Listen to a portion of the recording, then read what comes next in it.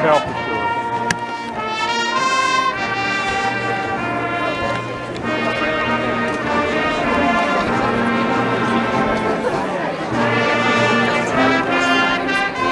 Pick a line yet? No. I had to take this out of autofocus. Every time this guy raises his hand, the focus goes.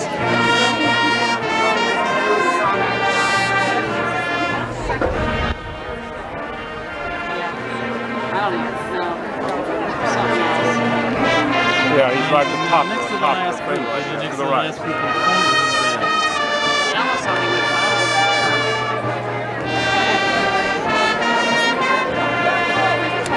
Behind someone like that. Yeah, he's coming in. The girl waving. Oh, I lost it. And you do see him, tell me if he's right or left.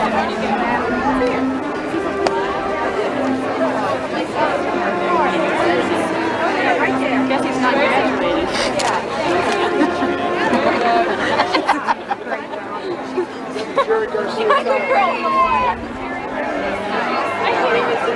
Besides, one girl is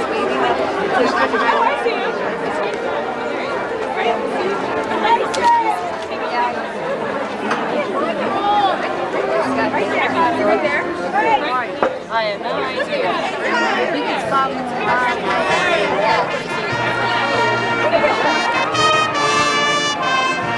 Behind a guy. Right now, screaming. Is that him there? Is that him? You can see him standing now. Good afternoon. I've been waiting for today for 7 years. Why 7 years, you ask? Because 7 years ago, my brother Greg gave his valedictory speech. Now it's my turn. I remember thinking that if I made it up here, I would never give the same old boring speeches I've heard over the years. But it's not easy to say something meaningful in 2 minutes. So I'll try to focus on what is important, learning. Now, I learned from my mother that you should always slow down and enunciate when speaking, but I only have 2 minutes, so Mom, I'm sorry. The purpose of education is for the student to learn. Did we learn anything important while here at dear old Upper St. Clair? I think I did, and I want to share some of it with you. Like the book on my mother's shelf, I can say everything I need to know I learned in USC.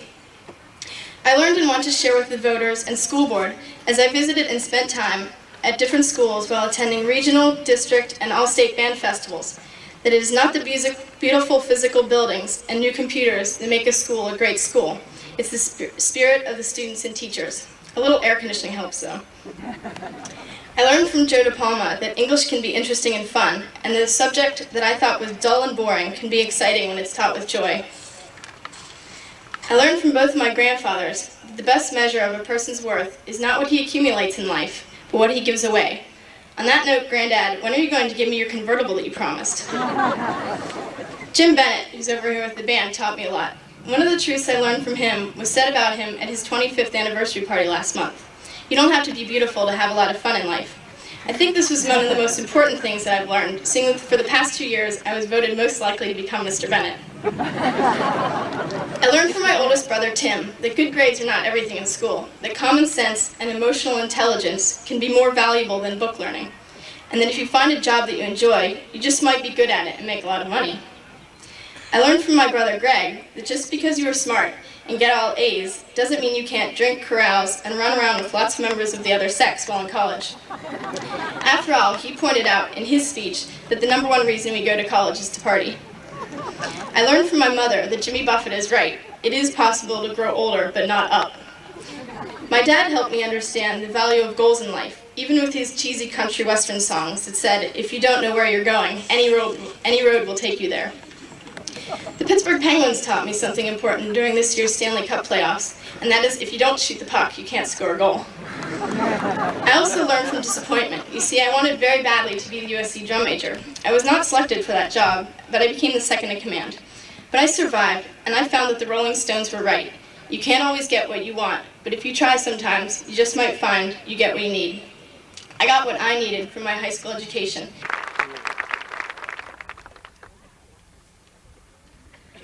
Ever since I first set my sights on becoming a valedictorian, I've looked forward to my speech with horror. Last Wednesday, even with several years of thought behind me, I was still searching for something to talk about. I had one night to write my speech, and I had no idea what I was going to say. Finally, I remembered a letter I received from my brother a few weeks ago, in which he told me about a speech he heard at a recent college graduation. I decided that the story it related, with a few minor adjustments, would definitely work, so here it is. Once upon a time, there were two industrious high school graduates, one from Upper St. Clair and one from Mount Lebanon. Both were accepted at an excellent college, and they had hopes of the highest grades and incredible success in general. They traveled to the college and signed up for their classes, ending up in the same English class. On the first day of class, the professor talked to each student individually, assigning projects based on their high school experience and intelligence. First, he approached the Upper St. Clair graduate. He handed him a novel saying, "Read this book, write a 10-page character analysis, and have it on my desk by Friday." The student politely thanked him and began to work immediately. Next, the professor turned to the Mount Lebanon graduate. He said, "See those books in the corner? Go alphabetize them." The Mount Lebanon graduate stared at him dumbfounded for a moment before saying, "Sir, I don't think you understand. I graduated from Mount Lebanon High School." The professor turned around again and said, "Oh, I'm sorry. Let me write the alphabet down for you."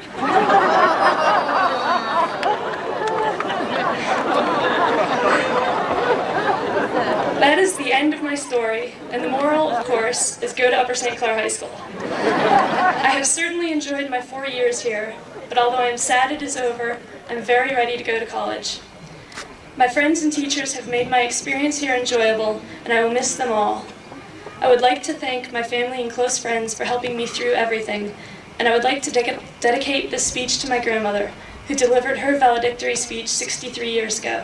Congratulations to the class of 1996.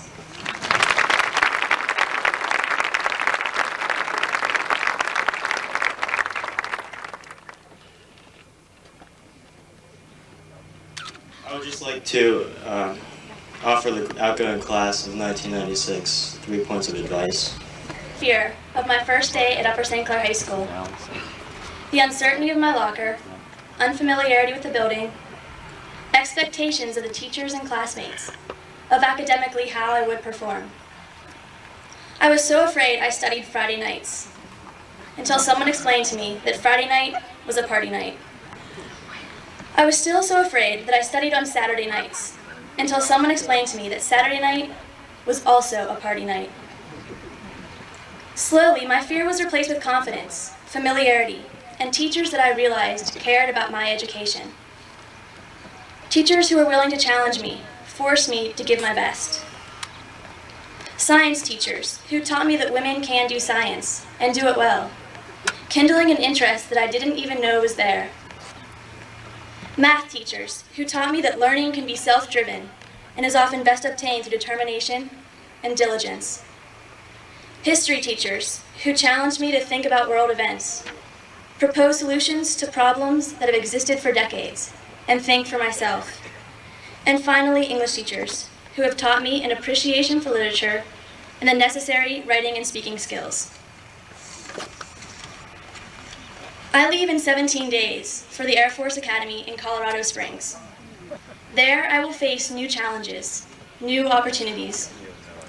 Once again, I feel a measure of fear in looking forward. But based upon my positive experience here at St. Clair, I know that the fear can be positively channeled and will eventually lead to that confidence and familiarity. I go forward knowing that I've received an excellent education, made good friends, and met teachers that really cared. I'd like to thank my family for encouraging me to do and be my best. Good luck to all of you. Now, I know right now all of you are thinking, yes, there are only 2 more speeches. Anyway, I was looking around at my fellow classmates the other day, and it suddenly dawned on me that we are all actually grown up. I know right now all the parents are thinking, my kid grown up? I don't think so. But someone made 18 the legal adult age, and they obviously haven't seen us. But anyway, I saw that student, and I thought, wow, he's the one that used to lead the boys chase girls game on the playground in elementary school. oh my goodness, he's now 6 feet tall and going off to study nuclear analytical engineering or something. It's quite a change. When we were little, we used to watch all those high school kids driving around and think, oh, they are so cool. And the college kids, well, they were just gods. Well, now we are the gods, and it's tough to realize that the little kids look up to us.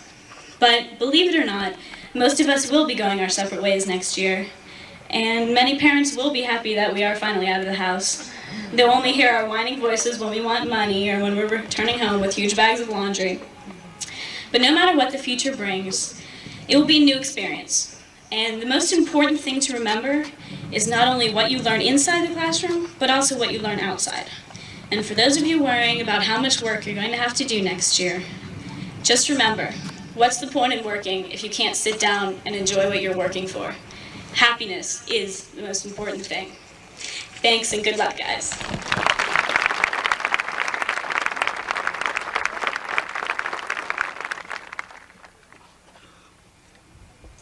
Experiences. These are the things that are constantly shaping our lives. Everything we do and choose to do has an effect upon us. Up to this point in time, each one of us has had many experiences that have helped to shape us into who we are. I know that personally, I have had many different experiences, each of which has helped me to learn something about myself. The next few years will come with a multitude of new and exciting experiences for us. We must use these new experiences to help us make major decisions in our lives. I know that I have been fortunate enough to make that choice already. I have chosen to pursue music, however risky and difficult it may be in my future. My experiences have helped me to discover the one thing that I love enough to dedicate the rest of my life to. I realize that as I stand here speaking to you today, that many of you have not chosen an area of study yet, and to you I offer this advice. Go out into the world and take advantage of the wide variety of experiences and opportunities that are available to us. If you think you'd like to be an engineer, don't just take the required classes. The fact that many of you today have similar feelings, both happy and sad to be leaving, and a little scared of what you are about to embark on with your journeys of uncertainty. This is no doubt a difficult time, and the world seems to make very little sense to any of us, really. Our planet is being destroyed. Our country is rife with domestic abuse and poverty, with racism and intolerance, and we are burdened with the inability or unwillingness of our political leaders to cooperate with each other in finding workable and lasting solutions. Political, ethnic, cultural, and religious dogmatism threaten to destroy the diversity that once made us so strong. We seem to have forgotten that our differences are among our greatest assets. In the words of Thomas Jefferson, valedictorian, class of 1996. Lakshmi Arthi Krishnaswamy, valedictorian, class of 1996. Edgar Mahan Sheely III, valedictorian, class of 1996 and vice president, student council. Kelly Jean Kroc, valedictorian, class of 1996. Molly Lauren Lacey, valedictorian, class of 1996. Amy Sue Purdy, valedictorian, class of 1996. Amber Lee McKnight, valedictorian, class of 1996. Harold Jamin Lee, valedictorian, class of 1996. James Peter Purdy, valedictorian, class of 1996. Allison Margaret Smith, valedictorian, class of 1996. Jane Karen Song, valedictorian, class of 1996. Marchain A. Stroivas, valedictorian, class of 1996. Craig Edward Kuna. Robin Lee Absalom. Amy Louise Kutzel. Matthew Rourke Acamando. Peter Edward Limecooler. Catherine Vaughn Almer. Ann Kristen Lesnett. Jill Nicole Oyer. Leslie Lewandowski. Amy Lynn Balsinger. Lisa Lewandowski. Christopher Ryan Barbarita. Allison Ann Lowen III. Eli Rhodey Brenlove. Brandon James McKay. Douglas Thomas Brogley. Megan Lee Mahaffey. Leslie Iris Brown. Lindsay Ann Mellon. Christina Louise Bryan. Louis Newton Mendes. Susan Elizabeth Bunsen. Adriana Meehan. Kimberly Marie Berner. Clinton Michael Miller. Jennifer Karis Bush. Elizabeth Marie Middlemeyer. Jared Michael Biney. Matthew Jeff. Christina Robin Sevar. David Michael Oak. Jamie Cheng Mei Chen. And Catherine Julia Ochin. Carrie Patrick Child. Corinne Renee Ogrodnik. Peter Kyle Phillips. Matthew Ryan Corris. Richard Peter Phillips. Janet Ann Cortez. Vincent Joseph Piccone. Stephen Alfred Costanzo. Michael and Lynn Sirocco. Joshua Carrington Elders. Michael Benjamin Schaefer. Matthew Edwin Ellis. Frank William Schlatterer. Daniel Todd Emmerich. Jan Patrick Schmidt. Elizabeth Ann Emerson. Megan Diana Schmidt. Anna Kiara Facco. Tori Ruth Schnupp. Michael Paul Frajerski. Aaron Louise Schinzel. B.J. Fife. Stacy Margaret Schwartz. Stephen Michael Ford. David Seth Seidenfeld. Scott Edward Foreman. Shira Esther Selkovitz. Elise Marie Frank. Scott Hootman Serene. Neil Stephen Gaza. Jeffrey Matthew Shanahan. Anne Marie Gary. Catherine Allison Shelton. Samir Aziz Giga. Lisa Jane Sherfinsky. Matthew Frank Galati. Joshua Flanagan Shuttleworth. Kara Lynn Gilmore. Warren Robert Siddell. Frederick Sebastian Julian Gerard. Rebecca Marie Silver. John Gregory Gleich. Jennifer Marisa Hope Spiegel. Elizabeth Sarah Goldberg. Stephanie Elise Boulder. Raymond Richard Gumbar. Sean Kathleen Steiner. Keith Edward Grover. Meredith Grace Stein. Becky Lynn Guest. Timothy Kenneth Stein. Christine Margaret Hagan. Jennifer Lynn Stone. Jennifer Ellen Hamrock. Timothy John Stuldrier. Colin Scott Hawkins. Brian Neil Stoltz. David Robert Hecht. Benjamin Patrick Sutton. Peter Greg Heckman. Catherine Winternick Sweeney. Kevin Patrick Hensler. Andrew Anderson Takis. Jennifer Diane Herring. Bradley Daniel Tambolini. Natalie Margarita Hernandez. Ayako Tanaka. David Charles Himmelreich. Weam H. Tarabishi. Ronald Eugene Hobbs II. Christopher Thomas DeCalvey. Alicia Summer Hoffman. Carissa Ann Tenner. Nicholas Ryan Hawley. Patrick John Thompson II. Edward James Horry. Eric O'Brien Thorison. Krista Lynn Huber. Michael Andrew Trigar. Jason Christopher Hunkley, Executive Officer, Student Council. Javier Antonio Vasquez Perez. Benjamin B. Hurt. Prakash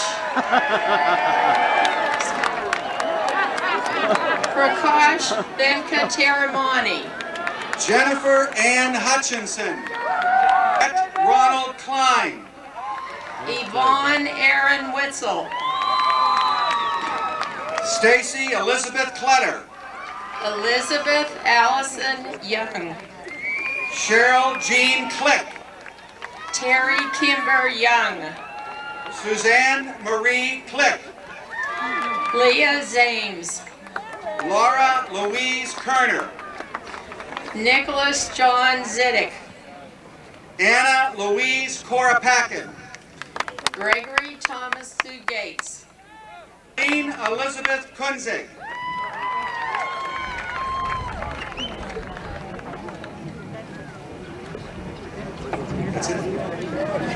Of course.